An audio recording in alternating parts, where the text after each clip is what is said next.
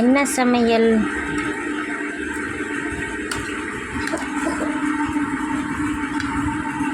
மீன் பொங்கல்.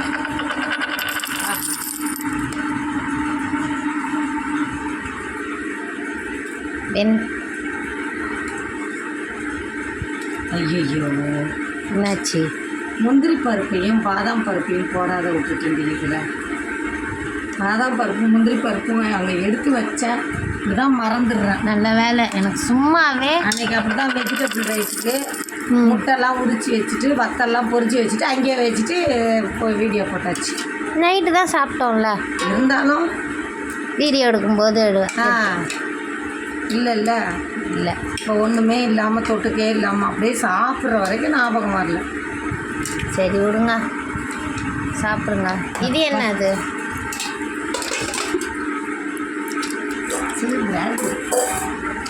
சட்னி. தேங்காய் சட்னியா? தேங்காய் சட்னி தான். ஏன் கலராக இருக்குதுன்னா, அதான் பார்க்குறேன். ஏன் கலராக இருக்குதுன்னா வரமிளகா போட்டோம், பச்சை மிளகா இல்லை வீட்டில். ஓ, அதனால் கொஞ்சமாக. எனக்கு சட்னி பிடிக்காது, வரமிளகா போட்டேன். அதான் என்னடா தேங்காய் சட்னி வெள்ளையாக இல்லாமல் இந்த கலரில் இருக்குன்னு பாரு. தேங்காய் சட்னி தான், வரமிளகா போட்டனால இந்த கலரில் ஆயிடுச்சு. ரொம்ப காரம். அப்போ அது கார சட்னி ஆயிடுச்சு. இப்போ அப்படி இல்லை, மிளகா 3 போட்டேன். அந்த கடைக்காரன் எனக்கு கொடுக்கும்போதே சொல்லி தான் கொடுத்தாரு அதிக காரமாக இருக்கும்னு. சரி பரவாயில்ல, சாப்பிடுங்க. அவங்களுக்கு தான் குட்டி வயசில் காரம்லாம் பிடிக்கும்ல. அப்போ பிடிக்கும். இப்போ அதுக்கு தான் ஒழுங்காக சாப்பிட்டு வயிற்றை வந்து அல்சர் இல்லாமல் வச்சுக்கணும். குட்டிக்கோழி சொல்லுது. கொதிக்குது.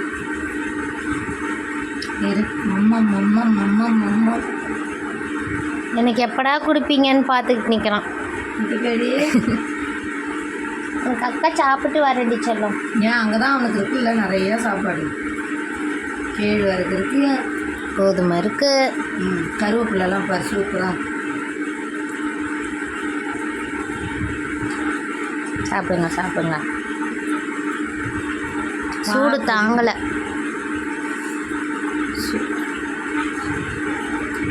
ரம்ஜானுக்கு வெட்டுவாங்க ஆடு.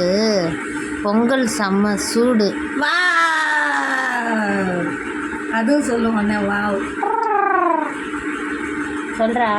ரம்ஜானுக்கு வெட்டுவாங்க ஆடு, பொங்கல். அப்பா நெஞ்சு வரைக்கும் சூடுது.